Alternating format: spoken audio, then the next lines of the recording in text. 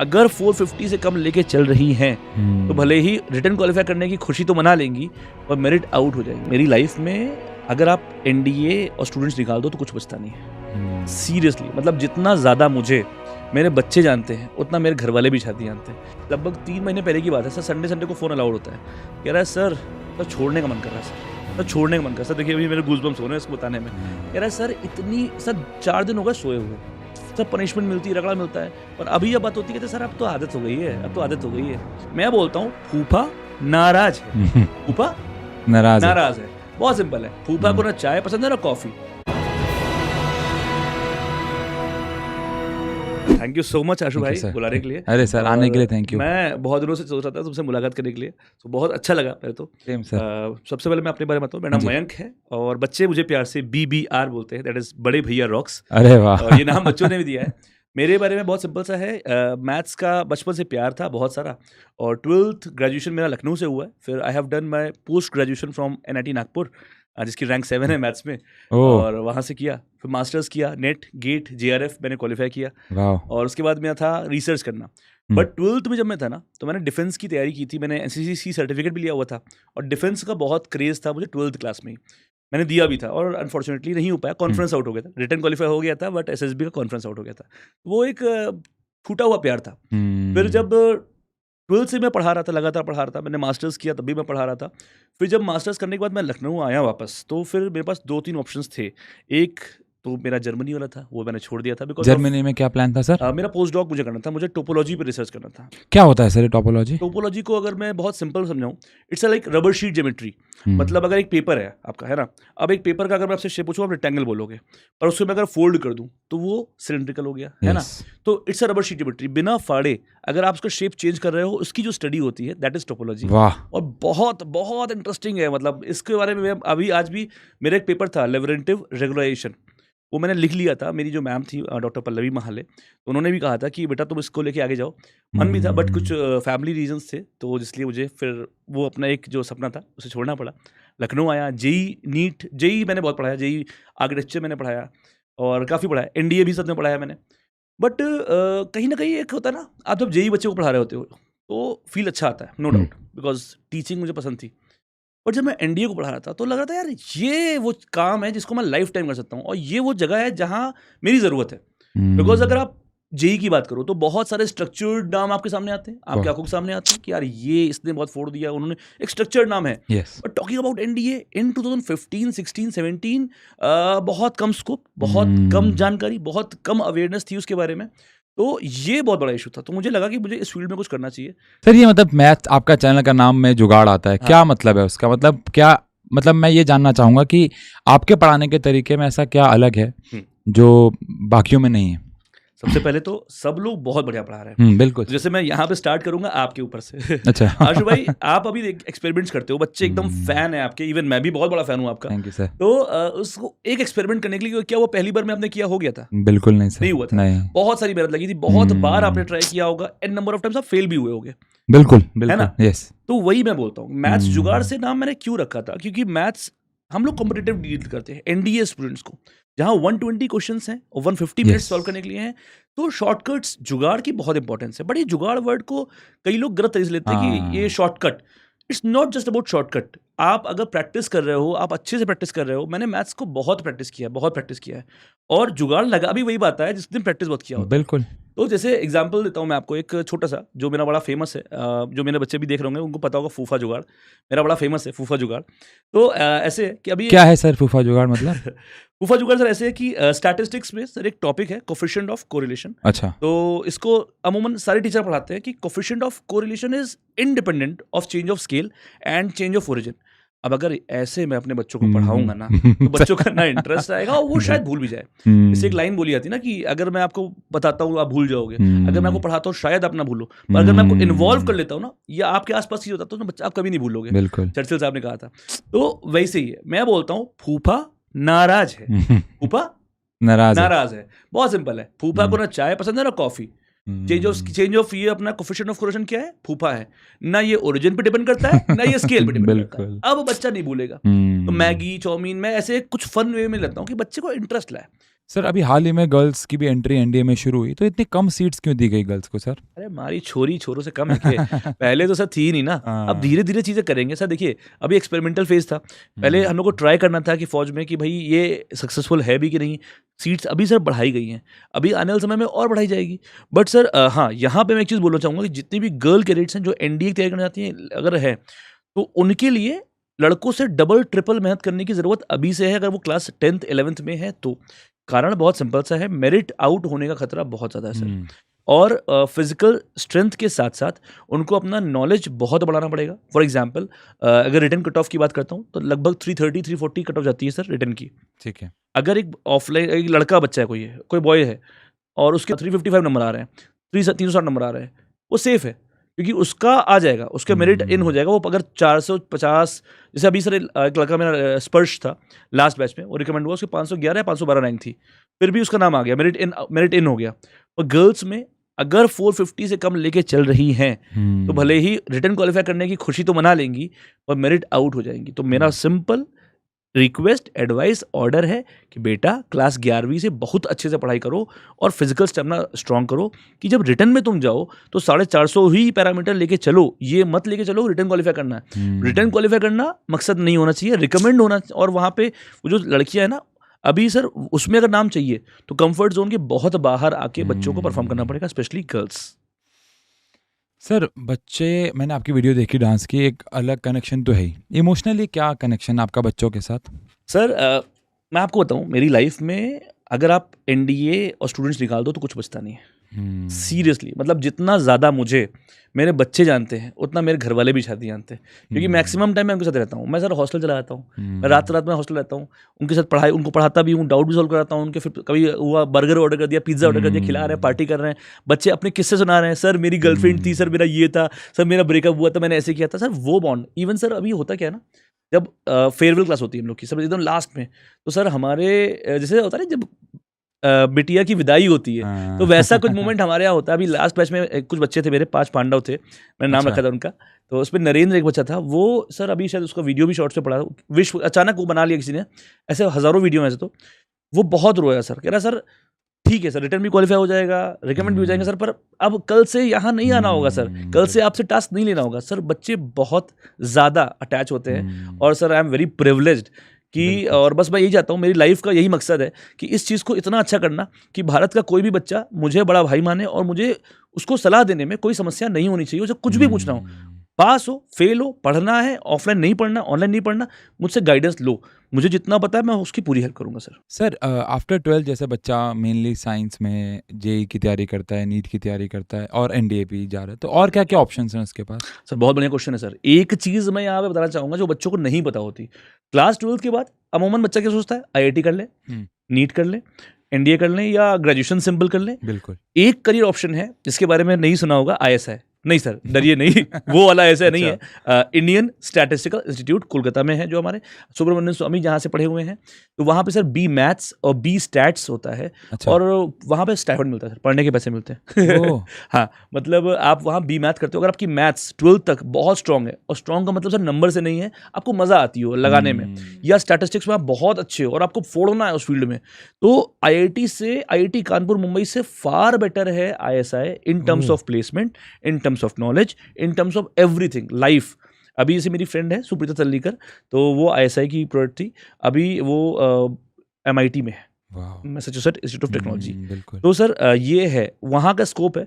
तो मैं हर बच्चे को बोलना चाहूँगा जो जेई की तैयारी कर रहा है, एक बार आईएसआई कोलकाता, आईएसआई डाल के, इंडियन स्टैटिस्टिकल इंस्टीट्यूट डालकर चेक जरूर कर ले, ये एक अच्छा करियर ऑप्शन है सर।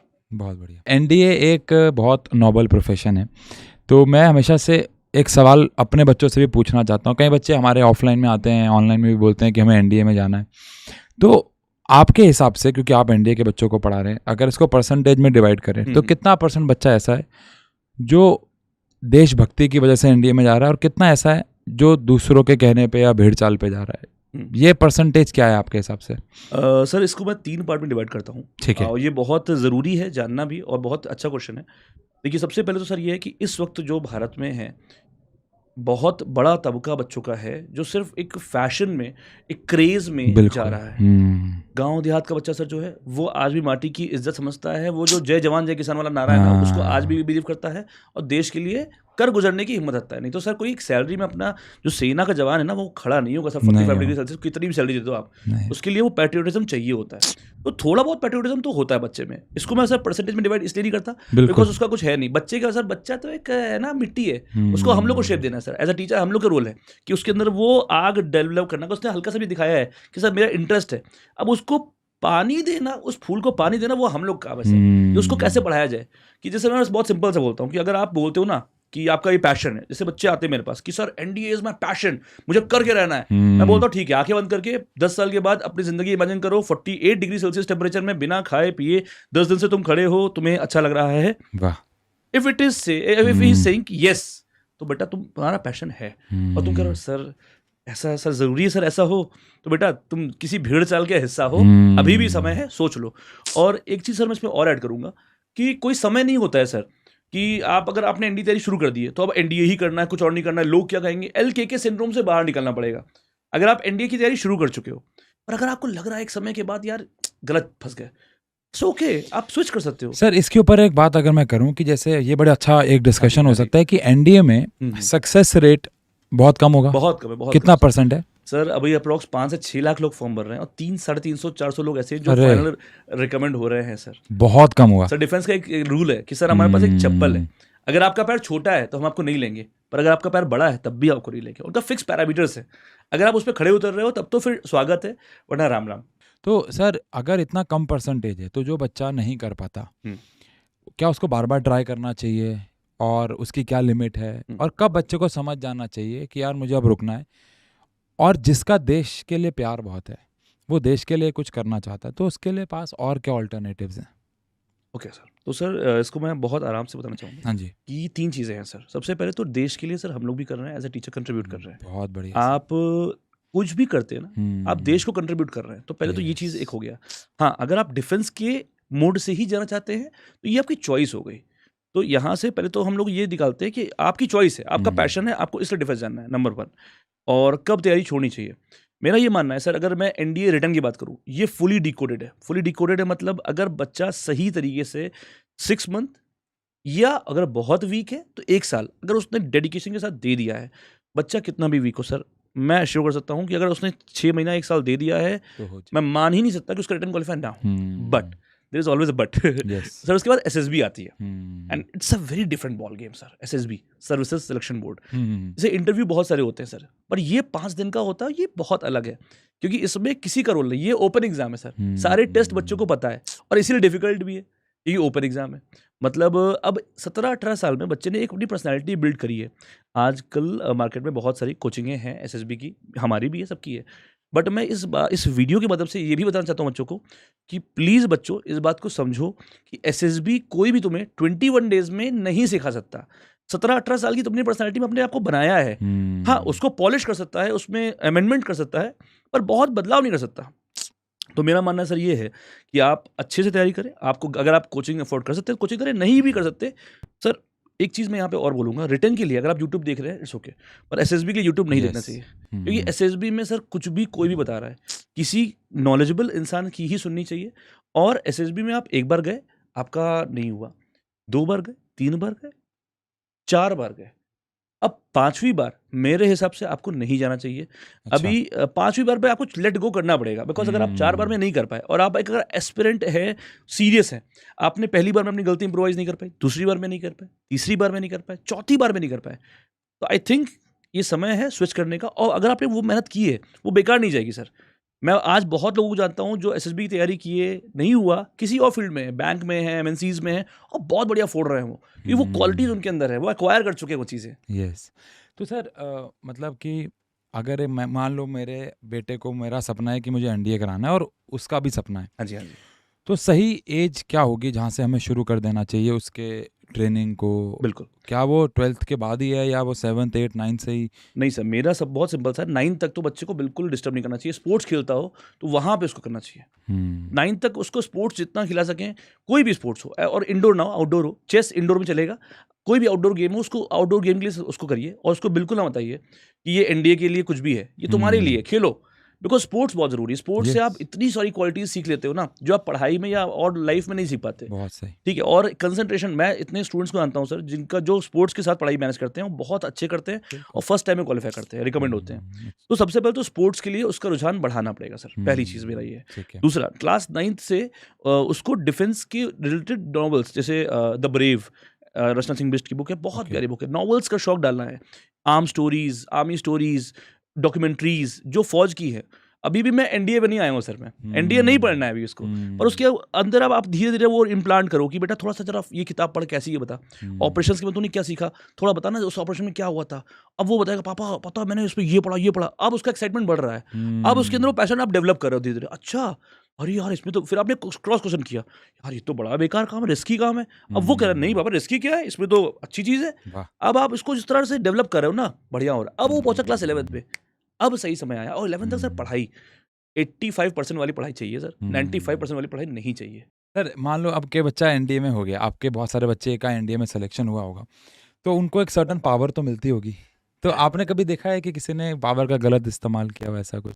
सर ये डिफेंस में नहीं होता सर, ये चीज़ मैं बोलूँगा। मुझे जैसे ट्रेनिंग पे एनडीए की बहुत भरोसा है। वो ग्रूमिंग जिस तरह होती है ना सर, वो आपको हम्बल बना देती है, वो आपको रगड़ा के लिए तैयार कर देती है। रगड़ा बहुत होता है सर, इतना रगड़ा होता है। अभी इसे एक स्टूडेंट मेरा है राहुल अनकम, उसकी ऑल इंडिया रैंक 4 आई थी सर, और मेरा ऑफलाइन का बच्चा था। तो अभी उससे मेरी बात होती है, तो अभी लगभग 3 महीने पहले की बात है सर। संडे को फ़ोन अलाउड होता है, कह रहा है सर छोड़ने का मन कर रहा है सर छोड़ने का मन कर रहा है सर। देखिए अभी मेरे गूज़बम्प्स हो रहे हैं इसको बताने में। कह रहा है सर इतनी, सर 4 दिन हो गए सोए हुए, सर पनिशमेंट मिलती है, रगड़ा मिलता है, पर अभी ये बात होती है, कहते सर अब तो आदत हो गई है, अब तो आदत हो गई है।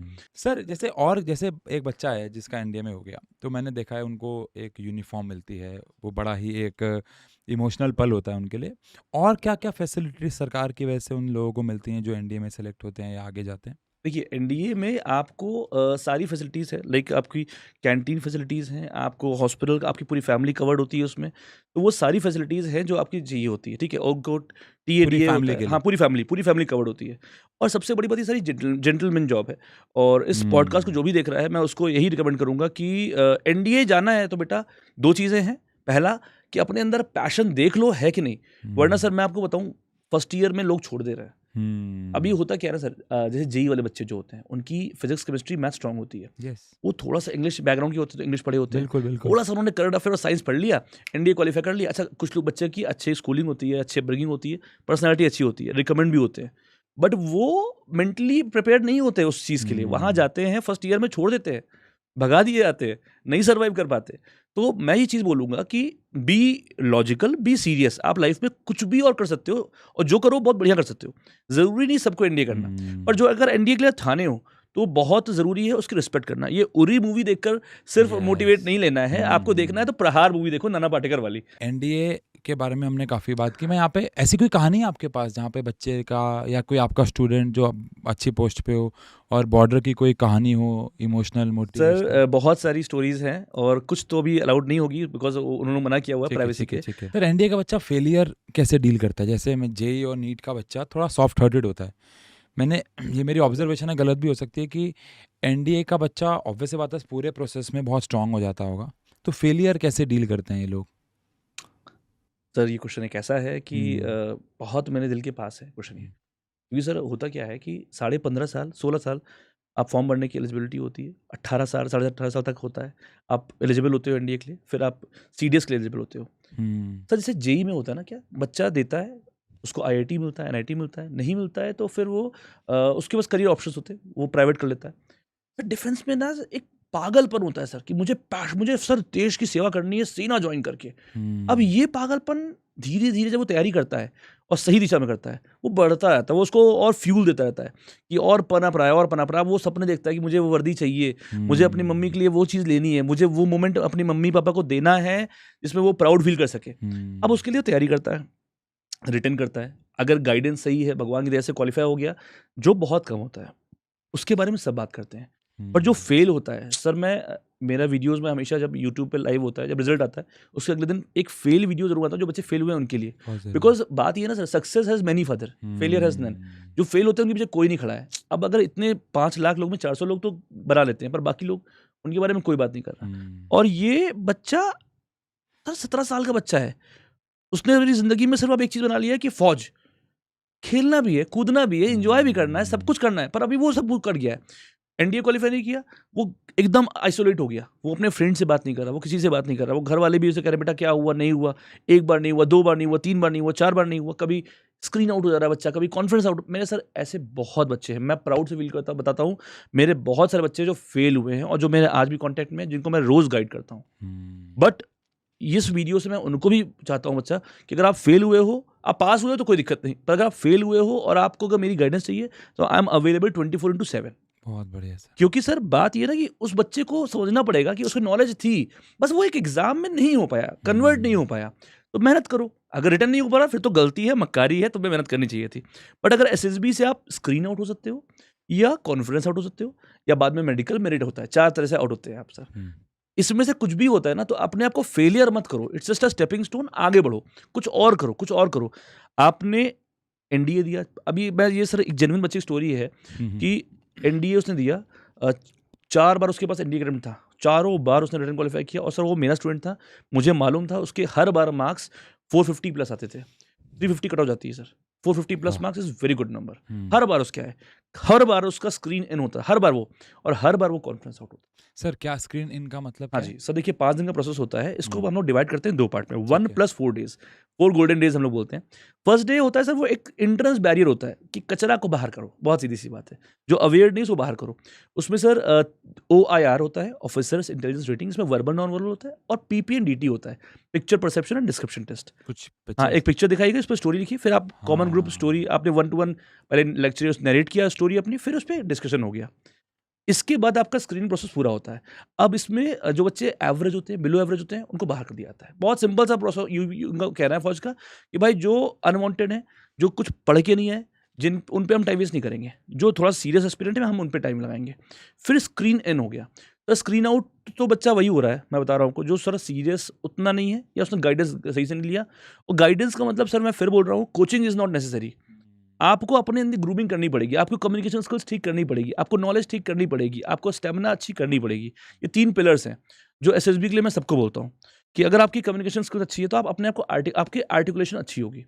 अगर आपके पास नॉलेज है तो वो 12th पास बच्चे के पास नॉलेज नहीं होती है सर, और अगर आपके पास है तो वो एसेट का काम करेगी। और फौज की तैयारी करो सर, आपको फिजिकल फिट होना ही चाहिए, स्ट्रेंथ अच्छी होनी चाहिए। सर आपको लगता है कोई चेंजेस होने चाहिए एनडीए के एग्जाम पैटर्न में, पूरे इंटरव्यू में कुछ? नहीं सर, नहीं नहीं सर, सब परफेक्ट है, एकदम नहीं होना चाहिए सर, और जो होने चाहिए वो हो रहा है। अच्छा जैसे कि सर कुछ? सर यूपीएससी एनडीए का रिटर्न के बाद मैं आपको बताऊं, जैसे इस बार सबने देखा कि मेरे पढ़ाए हुए डिट्टो क्वेश्चन अरे सर, वाह डेटा के साथ सेम फंसे। तो अभी ये कई लोग कंफ्यूज थे। इवन सर इस बार एक ऐसी चीज़ हुई जो लोग सरप्राइज्ड अभी तक है। एग्जाम के सर एक मंथ बिफोर, मैंने एग्जाम था सर हम लोग का इस बार 4 सितंबर को था, और 1 मंथ पहले मैंने ये बोल दिया था, यूट्यूब मेरा वीडियो पड़ा हुआ है कि भाई इस बार इंग्लिश का पैटर्न चेंज होगा, 1 महीने पहले। और जब इंग्लिश का पैटर्न आया, और जो मैंने कहा था कि पैराग्राफ आएगा जो कभी नहीं आया था वो आ गया, फिलप्स आया जो कभी नहीं आया था वो आ गया।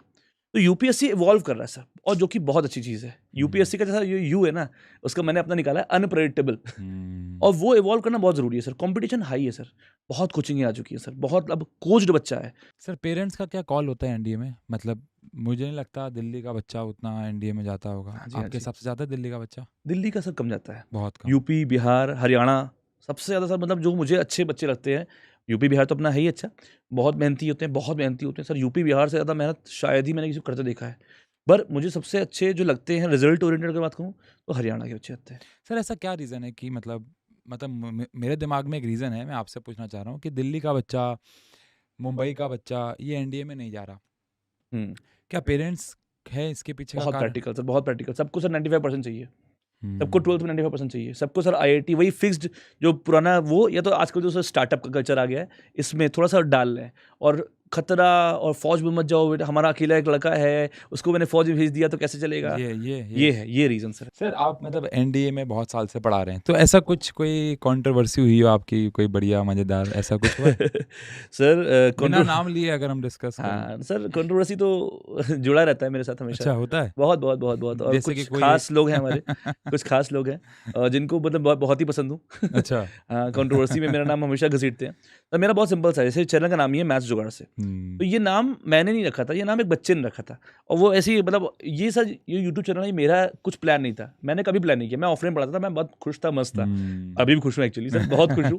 बहुत इतने सारे बच्चे जान गया। तो यूट्यूब का सर ऐसा था कि मेरा प्लान भी नहीं था कभी। मैं तो ऐसे, बिकॉज मेरा साथ देसी स्टाइल है पढ़ाने का थोड़ा सा, और भौकाल जिंदाबाद, ठीक है, मेरे अपने शॉर्टकट्स है ना, अपने तरीके हैं बात करने के, ठीक है। एलएमएल, जैसे मेरा एक फंडा है एलएमएल, लोड मत लो, तो मैं इस तरह बोलता हूँ। मैंने एक बच्चे ने बोला साहब यूट्यूब पे आओ और ये रहेगा। मैंने कहा देखो यार, यूट्यूब पे हमारी पर्सनालिटी नहीं जैसी, हमारा थोड़ा पढ़ाने तरीका बच्चों वाला है कि बच्चों को समझ में आया चीज़ें, वैसा रहता है। सर अरे यूट्यूब पे आइए, चलो शुरू करते हैं। तो सर नाम क्या रखा जाए? मैथ्स ट्रिक्स, हमने ट्रिक्स नहीं देसी रखो, तो मैथ्स ट्रिक्स को मैथ्स जुगाड़ से कर दिया उसने। चलो ठीक है।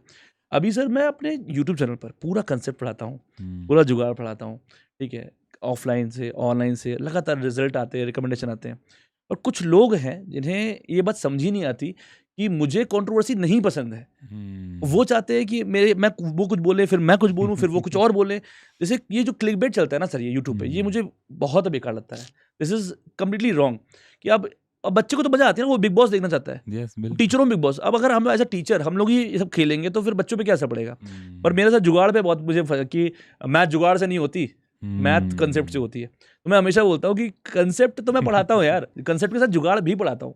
There is no fruit without root, concept is very important. हम लोग की जो एमजीएस की टीम पूरी है ना सर, वो फन रहती है। मतलब हम लोग सर वहाँ उस वीडियो में मुझे एक्चुअली ये दिखा कि आपका बच्चों के साथ बॉन्ड कितना अच्छा है, क्योंकि एक टीचर अगर बच्चे के सामने डांस कर रहा है, वो भी इतने मतलब फन के साथ, कुछ नहीं सोच रहा है आगे पीछे कौन है, तो मैं वहाँ समझ गया था कि आपका क्या कनेक्शन है बच्चों के साथ। मैथ्स वैसे ही बच्चा डेड मानता है, उसको अगर जिंदा करना है तो कुछ ना कुछ तड़का डालना पड़ेगा, थोड़ा मसाला डालना पड़ेगा। अटेंशन स्पैन, जैसे हम लोग बात भी कर रहे थे अभी, कि अटेंशन स्पैन बहुत कम हो गया है। उसको इंटरैक्टिव करने के लिए कभी पिच मॉड्यूलेशन करना पड़ता है, कभी ह्यूमर करना पड़ता है। तो मेरा क्या होता है कि मैं 1 घंटे 2 घंटे पढ़ाता हूँ, फिर लगाता हूँ गाना, लेट्स डांस, थोड़ा डांस करते हैं, मजे करते हैं, फिर पढ़ाते हैं, फिर डांस करते हैं। तो अब बच्चे के लिए वो बोरिंग नहीं है, बिकॉज हम लोग एंजॉय कर रहे हैं। तो हमें इंडियन में सर क्या है कि टीचिंग में बहुत समस्या है, वो एक दूरी बना ली है टीचर ने कि हम यहाँ पे हैं, तुम वहाँ पे हो। डाउट पूछना एक क्राइम है। अरे डाउट नहीं पूछेगा तो कैसे आगे बढ़ पाएगा, उसकी वो एनालिसिस अच्छी नहीं हो पाएगी। एमजीएस फैमिली, अभी जो बच्चे अभी आई एम श्योर कमेंट में जरूर बताएंगे जो बच्चे देख रहे होंगे इस वीडियो को, कि हम लोग सर अभी पार्टीज, एमजीएस की ये भी सर कंट्रोवर्सी हुई थी हमारी। अच्छा। एमजीएस में सिर्फ नाचना गाना होता है, एमजीएस में सिर्फ पार्टीज होती हैं। हाँ होती है, सिलेक्शन ही इतने होते हैं। बहुत बढ़िया सर, तो ये चीज़ है सर। तो सर मतलब लास्ट क्वेश्चन अगर मैं आपसे पूछूं कि ऐसी 3 सबसे इम्पोर्टेंट बातें जो एक एनडीए एस्पिरेंट को अपने दिमाग में रखनी चाहिए, वो क्या होंगी? सर 3 चीज़ों में सबसे पहले मैं बोलूँगा कि भाई बचपन से तुम्हें अपनी नॉलेज क्वोशंट को बहुत बढ़ाना चाहिए, वो भी स्पेसिफिकली डिफेंस की फील्ड में। पहला, फिर आप अपना इंडिया, फिर वर्ल्ड की नॉलेज आपका हमेशा काम करेगा। और इन केस अगर आप फ्यूचर में फौज में नहीं भी आते हैं तो जहाँ जाओगे वहाँ काम करेगा। दूसरा, कम्युनिकेशन स्किल्स इस वक्त की नीड भी है कि अगर आप कल को फौजी नहीं भी बनते हो, मैं सर वो क्वालिटीज बता रहा हूँ जो अगर आप नहीं भी बने तब भी काम आएगा। कम्युनिकेशन स्किल्स बहुत जरूरी है सर। आर्टिकुलेशन आपका जितना अच्छा हो, कम्युनिकेशन स्किल्स का मतलब ये नहीं अंग्रेजी फट्टे फराटे दर बोले, हिंदी भी बोले तो अच्छा बोले, जैसे लाइक आशुतोष राणा जी, ठीक है। तो कम्युनिकेशन स्किल्स बहुत जरूरी है। और तीसरा, फिजिकल स्टैमिना। आप अगर क्लास 8th के बच्चे हो, 9th के बच्चे हो, 10th के, 11th के, कोई भी क्लास में हो, आप अगर डिफेंस का सपना देख रहे हो तो वो उरी मूवी देखकर, लक्ष्य मूवी देखकर ना बोलो, आप अभी से मेहनत करो। जैसे लक्ष्य मूवी में सर ऋतिक बोलता है ना कि 3 चीजें रिटर्न होता है, फिर एसएसबी होती है, मैं तो सिलेक्ट तो हो ही जाऊंगा, ऐसे नहीं होता सर। तो रियलिटी इज डिफरेंट। तो आप अपनी 3 चीज़ों पे बहुत काम करिए।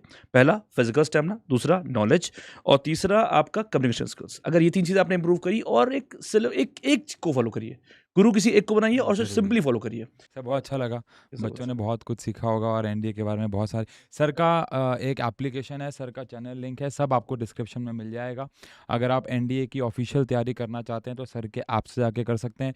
यूट्यूब पे भी सर की बहुत सारी वीडियोज़ हैं, जाके चेक कर सकते हैं। मैथ्स के जुगाड़ जाके चेक कर सकते हैं। बहुत अच्छे तरीके से, बहुत फनी तरीके से सर पढ़ाते हैं। Thank you so much sir. Thank you so much sir.